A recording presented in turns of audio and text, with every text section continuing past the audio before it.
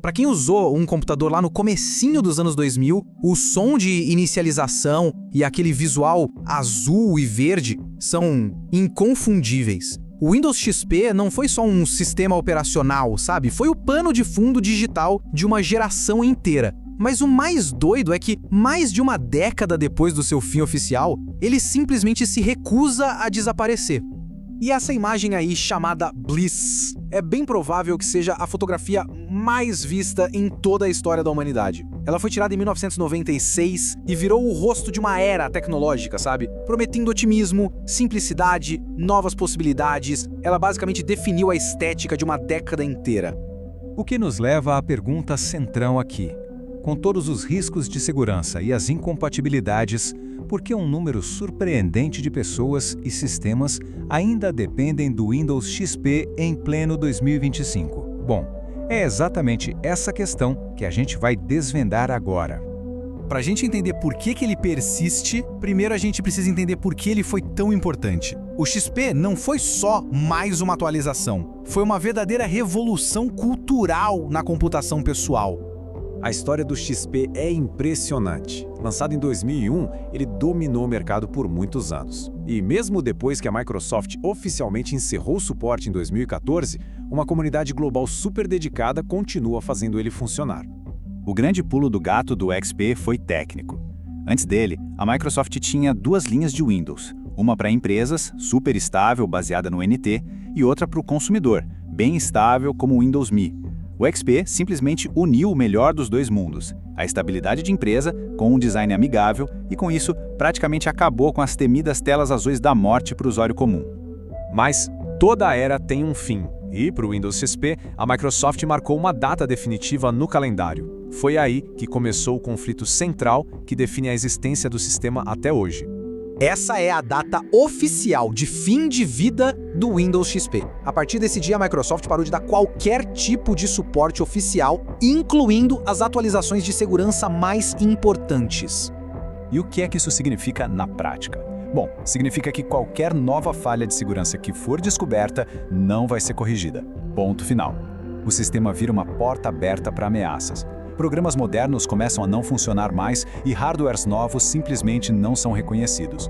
É um sistema operacional que ficou congelado no tempo, no mundo digital que não para de avançar. E esse comentário de um usuário do Reddit resume bem o risco. Ele deixa claro que usar o XP para qualquer coisa sensível, principalmente online, é uma aposta muito arriscada.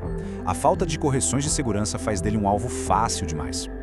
Então, com todos esses perigos, quem exatamente são as pessoas que continuam usando o XP? E mais importante, por quê? Vamos analisar agora as razões por trás dessa teimosia tecnológica. As razões são bem variadas. Uma parte enorme vem de softwares legados. Sabe aqueles programas antigos que são essenciais para um negócio e só rodam no XP? Outra fatia bem grande está em sistemas industriais, tipo caixas eletrônicos, máquinas em fábricas, equipamentos médicos, coisas onde atualizar é caro e complicado. E claro, tem os custos de migração para empresas e a comunidade de entusiastas e saudosistas. E não estamos falando de um número pequeno, não. Uma pesquisa da Lansweeper, em 2022, revelou um fato surpreendente. Na época, existiam mais máquinas rodando o Windows XP do que o então recém-lançado Windows 11. Isso dá uma boa dimensão da persistência do XP. E isso nos leva a uma questão fascinante. Como é que é possível manter um sistema operacional morto, funcionando e com um mínimo de segurança? A resposta está na pura engenhosidade de uma comunidade global apaixonada. O primeiro grande desafio é óbvio, né? Sem a Microsoft na jogada, não existem atualizações oficiais para proteger o sistema contra as novas ameaças que surgem. Para dar um jeito nisso, a comunidade criou soluções impressionantes. O Unofficial Service Pack 4, por exemplo, é um projeto gigantesco feito por fãs que junta centenas de atualizações num só instalador. E ferramentas como o Legacy Update conseguem reativar a conexão com os servidores antigos da Microsoft, baixando todas as correções que foram lançadas até 2014.